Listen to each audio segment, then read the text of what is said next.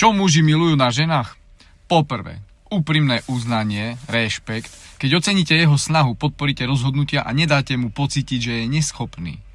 Po druhé, jasnú a pokojnú komunikáciu. Povedzte konkrétne, čo potrebujete a kedy. Bez hádok, bez hádaniek.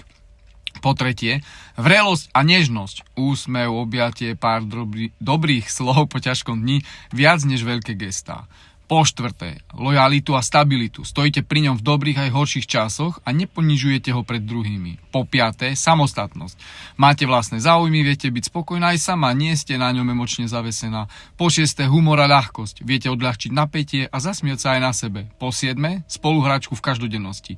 Férové rozdelenie povinností, praktickosť, plán a ochota zrobiť, čo treba.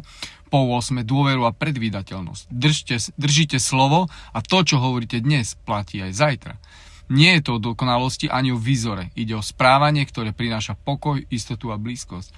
Sedia vám tieto body? Napíšte mi do komentára dva najdôležitejšie body. Píšem knihu o tom, ako sa hádať menej, ako mať zmysluplnejší vzťah. Ak vás to zaujíma, začnite ma sledovať. Majte sa krásne.